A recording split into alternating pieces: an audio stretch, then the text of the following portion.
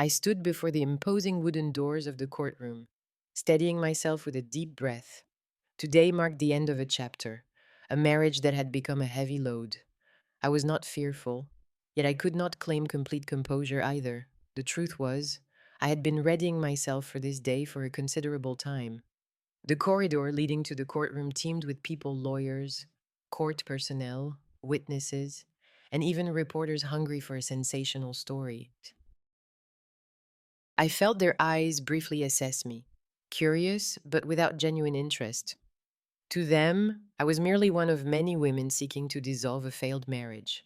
However, I knew today's divorce hearing would be unlike any other. I adjusted my light coat, which covered the faded dress beneath it. This dress, a companion for years, symbolized the life of quiet endurance I had once led. Upon entering the courtroom, my gaze quickly found Jason Carter, my soon to be ex husband. He sat comfortably beside his mother, Margaret Carter, a woman who had consistently shown her disdain for me.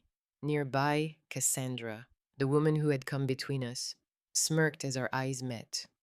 "Oh, wow, Michelle, just look at you," Cassandra drawled, her voice coated with false pity. "No wonder Jason chose me." I remained silent, refusing to engage in their games. But my former mother in law was not inclined to let it pass. She chuckled softly, shaking her head. "Exactly. My son could never live with a woman who spends all day buried in silly little drawings." Jason crossed his arms, offered a mocking smile, and then delivered a remark that silenced the entire room for several seconds. "She's like a draft horse, strong, obedient, but not exactly appealing." Quiet laughter emanated from a few people nearby. I could feel the derisive glances from strangers, and that stung more than the direct insults. Jason did not just belittle me, he truly believed I would continue to endure, like the submissive wife he once had control over. But he was unaware that the Michelle Carter standing there today was no longer that woman. I gripped both sides of my worn dress, my eyes locked on Jason. Calmly, I unfastened each button of my coat and let it fall onto the seat next to me. An unusual silence descended upon the room. I reached for the faded dress, pulled it away, and revealed a stunning, vibrant red gown underneath. It was one I had secretly purchased with money saved from selling my paintings. It was not merely a dress, it was a declaration. The atmosphere in the courtroom transformed instantly. I could feel the shock ripple through those around me, and a few could not help but whisper. My ex mother in law froze. Cassandra turned pale, and Jason, who had mocked me moments earlier, was suddenly speechless. I stepped forward, stood tall, and looked Jason directly in the eye. "I'm not a draft horse, Jason," I stated, my voice steady and firm. "I'm an artist, and I decide my own path." The court clerk spoke, breaking the tension. "Michelle Carter, are you ready to proceed with the divorce hearing?" I took a deep breath, lifting my chin a fraction higher. "Yes," I answered, my eyes still fixed on Jason. "I'm ready." I left the courtroom with steady steps, filled with a profound sense of relief. The sneers and disdainful looks from Jason and his family no longer mattered. Today, I was not the old Michelle, the woman who endured and sacrificed to maintain a hollow marriage. I had spent too many years living in Jason's shadow, forgetting my true self. As the cold wind brushed past, I tugged my coat lightly, recalling the years before I met him, those tough, lonely days I had navigated on my own. I was born into a poor, working class family in a small Ohio town. My mother, Linda, was a janitor at a local high school, and my father was an electrician. Life was never easy, but at least while my father was alive, we had some peace. He was the only one who believed in my talent for painting. On evenings when my mom was still cleaning school hallways, he would sit with me, watching as I drew on scraps of paper he brought from work. "Michelle, you've got talent," he often said, pride evident in his eyes. "You just need to believe in yourself." But then, tragedy struck. My father died in a work accident when I was 12. One day, while checking a system on a power pole, he had a fatal fall. The death notice arrived before we could prepare. My mom fell apart, once strong. She became quiet. She was always tired from unpaid bills. Her janitor's wages were insufficient for us both. So I learned independence earlier than most children. By high school, I was working part time at a local diner, initially wiping tables, then washing dishes. On cold nights, when the dishwater numbed my hands, I often wondered if I would ever escape that life. I still painted, but the peaceful nights with my dad were gone, and no one encouraged my dream. My mother, though she loved me, did not believe art could lead to a better life. Michelle, be realistic, she said when I discussed applying to art school. We don't have money for those kinds of fantasies. So, I set my dream aside. I kept working, saving every penny, hoping one day to stand on my own. That was when I met Jason. Jason Carter entered the diner where I worked one autumn evening with his friends. At that moment, I had just covered a shift for a sick waitress, and my hands were still damp from dishwashing. He smiled at me from the first moment, a confident smile from a man aware of his charm. He called me to the table more often than necessary, offering compliments I was then too naive to recognize as insincere. For the first time in my life, I felt noticed. A poor girl from Ohio, with hands always greasy from work, had captured the attention of a man like him. Jason pursued me passionately, taking me on walks through glamorous neighborhoods I had only dreamed of, and to lavish parties I had never imagined. I loved him. I believed his love was real. When Jason proposed, I thought I had found my escape from poverty. I quit my diner job, dedicating all my time to caring for him, believing that was a good wife's duty. But I did not realize that by giving up my identity to fit into his world, I had begun to lose myself.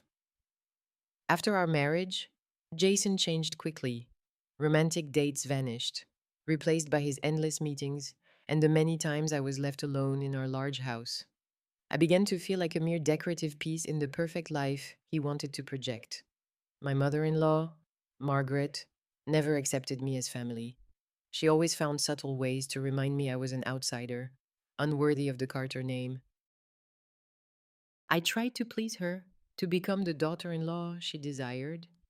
Then I discovered Jason's affair with Cassandra, a wealthy former model. When I confronted him, he just laughed dryly. You really think I need someone like you, someone who doesn't know how to behave at parties, someone always lost in useless paintings?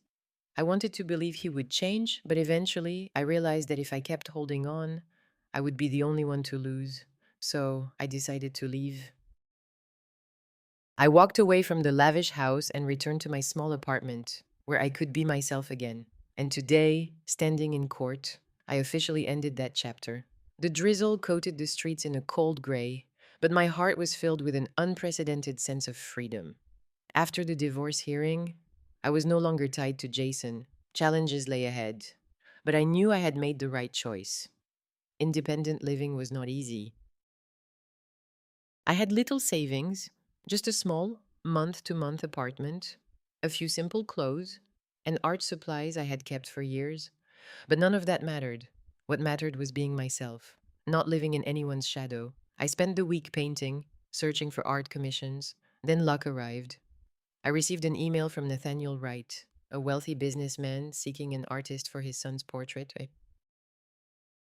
I had never undertaken such a high end portrait commission, but I knew it was an opportunity I could not miss. If I did well, I could start building my name in the art world. I picked up the phone, nervously dialing the number from the email. Hello, Michelle. This is Nathaniel Wright. A warm, deep voice responded. I've reviewed your work and believe you'd be a great fit to paint a portrait of my son, Lucas. I'm honored by the opportunity. Right? I replied, trying to keep my voice steady. Could you tell me more about the painting? Lucas is 8 years old. I'd like an oil painting in a classic style to hang in my office.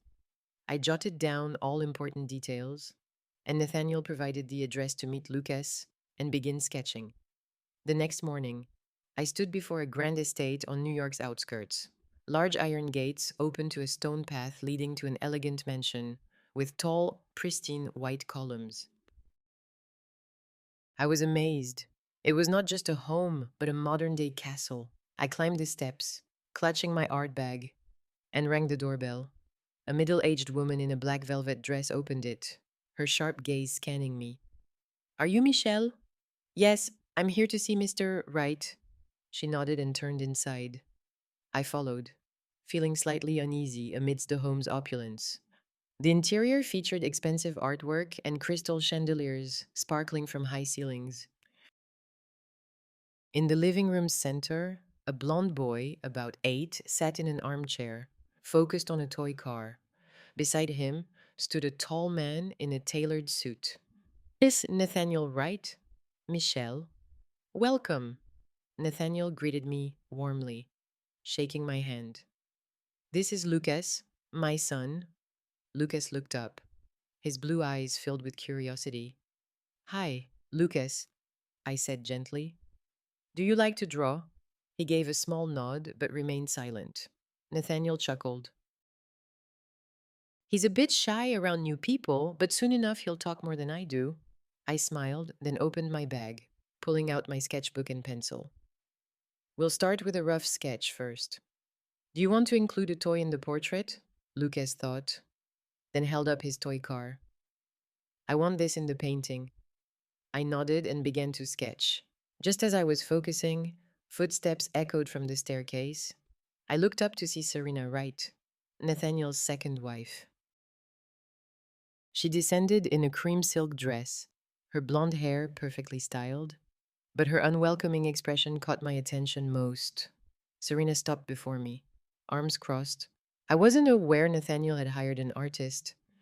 I just finalized it yesterday, Nathaniel replied calmly. Michelle is very talented. I believe she'll do a great job. Serena looked me up and down assessingly. Interesting, she said slowly. You don't look like the artists I've met before. I was unsure what she meant, but maintained my composure. I hope to create a painting your family will truly love. Serena gave a thin smile, but I felt a chill behind it. Very well, she said, then turned and walked away. Before leaving, I noticed her glance at Nathaniel with an unreadable look, an unspoken issue between them. The atmosphere grew strangely tense. I returned to my sketch, unable to shake the feeling I had stepped into a house full of secrets. And I was not sure I wanted to know what those secrets were. After a few sessions at the Wright residence, I gradually adapted to its unique atmosphere. Lucas was a sweet, bright boy, though a little shy. Nathaniel was always busy, but made time to play with his son. Serena, however, remained an enigma. She never openly confronted me, but her observation of everything always felt off. One afternoon, as I finalized Lucas's sketch, a deep, raspy voice spoke from behind. So, you're the new artist. I startled and turned. An older man stood there, leaning on a cane, his eyes sharp despite his aged face. He wore a suit, slightly wrinkled, yet carried the air of someone of former great stature. Though I had never met him, he felt strangely familiar. I'm Michelle, I said, trying to keep my voice steady. I'm here to paint Lucas's portrait. The man nodded slowly, then stepped closer. I'm Arthur Wright, in case you didn't know, Nathaniel's father. My eyes widened. He did not look like the wealthy businessman I had imagined. Arthur had a somber, mysterious presence. He gazed at the unfinished painting, not at me. Did you know that painting can be a wonderful way to remember? He said softly, almost to himself. Even when memories fade, the image stays. I did not immediately understand, but something in his voice made me pause. Before I could respond, Nathaniel entered, looking uneasy seeing his father. Dad, he said gently, do you want to rest in the study? You've walked quite a bit. Arthur scoffed lightly, but said nothing. He stared at me for a long moment, then turned and walked away slowly but thoughtfully. Once he left, Nathaniel sighed. He used to be a well known lawyer, Nathaniel explained. But his memory hasn't been the same these last few years. I recalled the look in Arthur's eyes as he stared at the painting. It was filled with a past he could not quite grasp, yet something else made me wonder. If his memory was truly failing, why did his words carry such meaning the next day as I prepared my art supplies? Arthur appeared again, this time in the estate's library. He looked at me, then gestured for me to sit. I know you think I'm just a forgetful old man, he said, his tone calm but firm. But I remember the important things, and I know something's happening in this house that my son is unaware of. I froze. What do you mean? Arthur glanced around, then lowered his voice. Serena, she's not who she pretends to be. I've seen things I shouldn't have. I was unsure whether to believe him, but his serious tone was compelling. I used to be a lawyer, he continued, handled many cases of financial fraud, shady contracts, schemes hidden behind polished facades. Serena is clever, but she can't fool me. I frowned. Do you have any proof? Arthur pressed his lips together, then reached into his coat pocket, pulling out a small sheet of paper and handing it to me. It listed banking transactions I did not fully understand, but the amounts shocked me. She's transferring money to an anonymous account, Arthur said. I don't know what she's doing, but it's not clean. I looked at him skeptically. Why tell me? Why not Nathaniel? Arthur gave a sad smile. Because he doesn't believe me anymore. He thinks I'm just an old man, rambling. I bit my lip. If Arthur was right, it could threaten the right family. If it was imagination, I might cause unnecessary trouble. Can you do something for me? Arthur asked suddenly. I looked up, my heart pounding. What is it? Can you place a camera in Serena's office? I need proof? I froze. You want me to spy on her? Arthur nodded slowly. I know it doesn't sound right, but if I'm wrong, we can erase everything. But if I'm right, he paused, his eyes hardening. Nathaniel and Lucas could be in danger. I hesitated. This was not my involvement. I was just an artist here to paint, not to delve into family secrets. But deep down, I could not ignore his words. I sighed. I'll think about it. Arthur nodded as if expecting that. Thank you, Michel. I left the library with a storm of thoughts. Part of me wanted to ignore it and focus on my work, but another part felt Arthur might be right. And I could not deny I wanted to know the truth too. I held the small box with the hidden camera tightly, my mind racing. Arthur had asked me to place a surveillance device in Serena Wright's office, Nathaniel Wright's second wife. I knew this was far beyond a portrait artist's duties. I had come to paint Lucas, not investigate a potential conspiracy. But Arthur's words about mysterious transfers and potential danger to Nathaniel and Lucas lingered. What if he was right? What if Serena was truly up to something? I could not shake the thought. That evening, after finishing with Lucas, I feigned needing more brushes from my car to stay longer. I quietly observed the hallway en route to the second floor. Serena's office was at the hall's end, its heavy wooden door shut. Ensuring no one was nearby, I quickly opened the door and slipped inside. Hallway light spilled into the spacious room. Papers were neatly stacked on the desk, a laptop open, but with a dark screen. The room exuded luxury, yet felt inexplicably cold. I walked to the bookshelf across from the desk, where a tall vase stood the perfect spot. I quickly installed the small camera behind it, adjusting the angle for a full room view. My hands trembled slightly as I finished. Before leaving, I scanned for anything unusual. A black envelope on the desk caught my eye. Though not one to snoop, something urged me to check it. I gently opened the envelope. Inside were documents labeled in bold, Share Transfer Agreement for Authorized Party Only. I skimmed the complex legal terms, shocked by a name on the contract, Nathaniel Wright.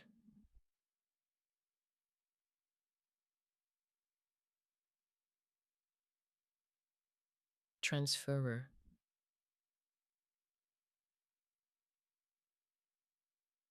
Transferees, G. transferee.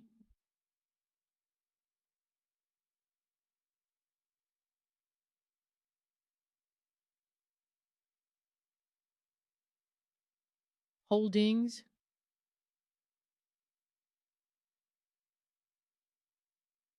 Someone was trying to force Nathaniel to give up company control.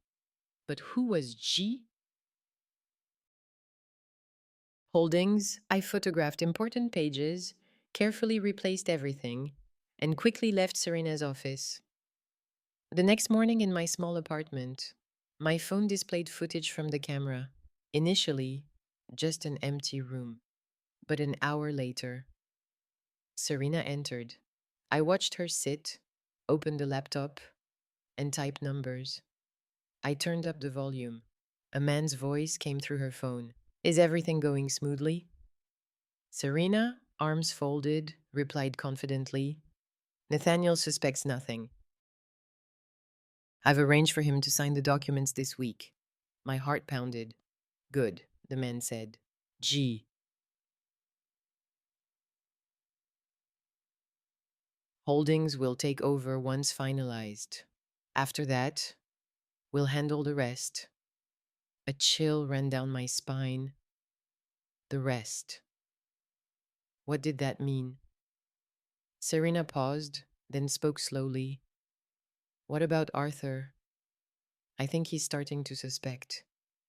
That old man isn't lucid anymore. Don't worry, if necessary, we can make him disappear. Naturally, my body froze. They were discussing Arthur. What could make him disappear mean I bit my lip, trying to remain calm. This was far beyond anything I had imagined. This was not just financial fraud. It could be dangerous, even deadly, for Arthur. I knew what I had to do. That afternoon, I returned to the Wright estate. Nathaniel was working in the living room. He looked up, smiling. Michel, something wrong. I sat across from him, looking him straight in the eyes. Nathaniel, I need to talk to you. About Serena. He frowned, confused. Serena. What about her? I carefully took out my phone, opened the video clip, and handed it to him. Nathaniel watched in silence, his expression darkening as Serena's voice filled the room. When it ended, he set the phone down, hands clenched. Have you told anyone else? I shook my head. No, but I think we need to protect Arthur immediately. Nathaniel took a deep breath, clearly suppressing anger. I'll take care of it. Can you stay here tonight? I was surprised. Why? He looked at me, eyes more serious than ever. Because I don't know how Serena will react once she knows her secret's exposed. A shiver ran down my spine. I had stepped into something far more dangerous than expected. But I knew, however scared, there was no turning back. The living room fell into tense silence after Nathaniel viewed the footage. I saw his hands clenched, eyes dark with disbelief. He sat still, breathing deeply, trying to contain his rising fury.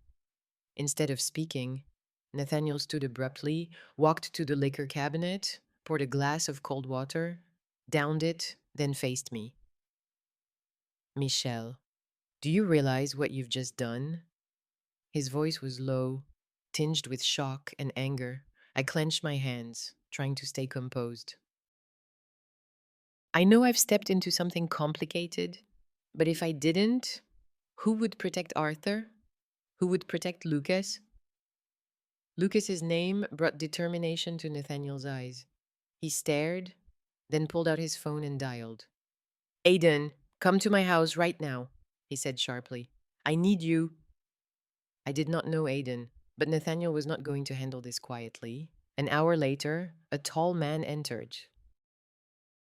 He wore a sleek black suit, but his cautious survey of the surroundings and quiet authority suggested he was not just a businessman. Aiden, Nathaniel acknowledged. Aiden looked at me. You're Michel? His voice was polite yet sharp, like one used to danger. Yes, I replied, feeling pressured. Nathaniel handed him the phone and played the recording. We all listened silently. When it ended, Aidan lowered the phone, thinking. I had my suspicions about Serena, he said slowly, but I didn't think she'd go this far. He turned to Nathaniel. What do you want to do? Nathaniel's fists tightened, eyes burning. I'm confronting her tonight. Aidan nodded. I'll stay close, in case she reacts unpredictably. We found Serena in her office, typing at her laptop. When Nathaniel opened the door, she looked up, her icy blue eyes sensing trouble. What are you doing here? Serena asked, voice calm but guarded. Nathaniel walked to her desk, placed his phone before her, and played the recording. Serena showed no emotion initially, but as her voice and the man's echoed, her face paled, her hand trembled. You. You were spying on me. Her voice grew quieter, not of someone caught, but someone trying to regain control. Nathaniel gave a cold smile. No, Serena, you exposed yourself. Serena shot up, eyes flashing. You really think you can trust some cheap artist like her? She snapped, sneering at me. Can't you see she's just using this to get close to you? Nathaniel? I was not surprised she tried to deflect. People like Serena always try to wriggle out. Nathaniel gritted his teeth. I trusted you. I gave you my family, and you betrayed me like this. Serena took a deep breath, then laughed bitterly. Trust me, Nathaniel. Did you really think I loved you? I stayed because I needed you, wanted what you had. She tilted her head, smirking. But now you're worthless to me. A chill ran down my spine as I saw her eyes dart, calculating. Then, before anyone could react, Serena reached for the letter opener on her desk. I gasped, but she was faster. She lunged toward Arthur, eyes filled with determination. Aidan moved quicker than I expected, launching forward and grabbing Serena's wrist just before the blade reached Arthur. A fierce grunt echoed, and in a flash, Aidan slammed Serena to the ground, disarming her. Nathaniel stood frozen, his face pale. Arthur, though frail, showed no fear. Serena struggled, but Aidan held her firmly, his face expressionless. It's over, Serena. She looked up, panting, and let out a bitter laugh. You don't know anything. I didn't do this for money. Nathaniel frowned. Then why? Serena looked at Arthur, eyes blazing with vengeance. For my father, she said in a low, seething voice. Arthur Wright. He destroyed my father's life. He refused to defend him. Let him rot in prison for 20 years. Now it's time to pay him back. The room fell silent. I looked at Arthur. His face was unreadable, but his eyes held a flicker of past pain. Nathaniel stared at Serena disbelievingly at. You planned all this just for revenge on me because of that. Serena did not respond, just laughed, bitter and broken. Aidan called the police. Within minutes, they arrived, handcuffed Serena, and took her away. I exhaled deeply, relieved. The one question lingered: if Serena was just a pawn, who was really behind it all? The courtroom was packed that morning, the air heavier than ever. I stepped inside, took a deep breath, and braced myself.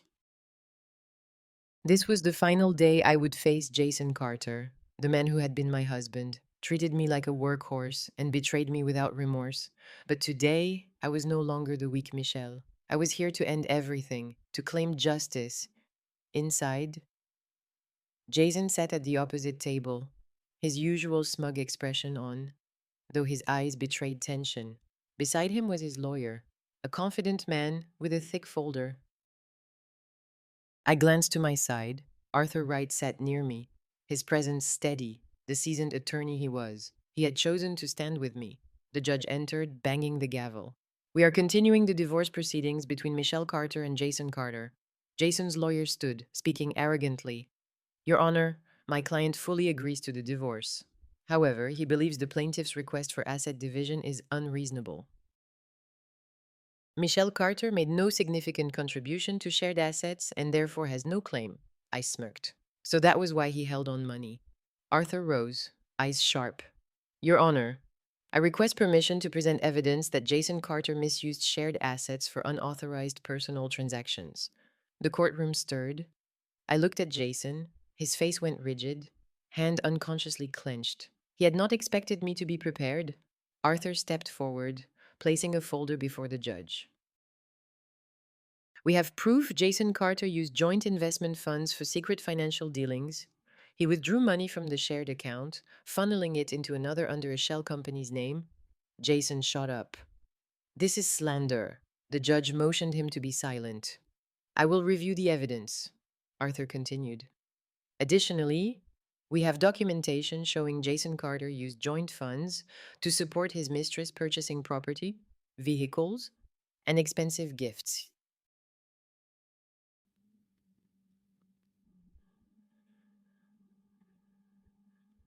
A large screen displayed the transactions we had gathered every dollar. Signature, trace of deceit. Jason's face turned pale. The hearing lasted nearly 2 hours. As the judge prepared to deliver the verdict, my heart pounded. After reviewing all evidence, the judge said, eyes fixed on Jason, the court rejects the defendant's objection to asset division. Furthermore, due to evidence of misuse of shared assets for personal gain, the defendant is ordered to reimburse the plaintiff an amount equal to the misused funds. The room was so silent I could hear Jason grinding his teeth. The judge continued. The marriage between Michelle Carter and Jason Carter is officially dissolved as of today. I exhaled deeply. I had won. I had reclaimed justice. As I stepped out of the courthouse, the midday sun lit the road ahead. I felt lighter than ever. Arthur walked beside me. You did very well, Michelle. I smiled, deeply grateful. Thank you, Arthur. I don't know if I could have done it without you. He nodded, then turned to Nathaniel, who had been silent but by my side throughout. Nathaniel, what do you plan to do with the company? Nathaniel stared into the distance. I'm going to fix the damage Serena caused. He turned to me, eyes sincere. And Michelle, if you want, I can help you build your art career. You deserve that. My heart felt warmer than ever. I had fought for justice and could finally start over. I was no longer the woman belittled by her husband, mocked by her mother in law, or trapped in toxic relationships. I was Michelle Carter, an artist, a free woman, unafraid of anything. I held my head high and stepped onto my new path. That evening, walking out of the courthouse, a cool breeze brushed my skin, bringing relief from past chains. I was officially no longer Jason Carter's wife. No more lies, no more silent endurance. Nathaniel waited outside the gates, handing me hot coffee, as if knowing I needed warmth amidst swirling emotions. How does freedom feel? He asked calmly. I smiled, sipping the coffee. Relieving, but also strange. He nodded. I think you'll get used to it quickly. We stood watching traffic. I was not in a hurry. I wanted to hold on to this moment, free from worry. Finally, Nathaniel broke the comfortable silence. Michelle, if you'd like, I can help you build your own gallery, a place for your art, free from financial worries. I looked at him. His kind eyes held something deeper. I don't want to work because of anyone's pity, I said softly. I know. Nathaniel smiled, shaking his head. This isn't pity. I believe in your talent. Michelle. He stepped closer, his voice lowering. And more than that, I believe in you. I paused, feeling an unfamiliar safety I had not felt in a long time. In the months that followed, my life began to change. I was no longer living in someone's shadow. I dedicated time to growth, taking more art commissions, gradually building my name, and Nathaniel was always there, not pushing or controlling like Jason, but standing by, supporting every choice. We spent more time together walks in the park, long conversations about life, small things that felt meaningful.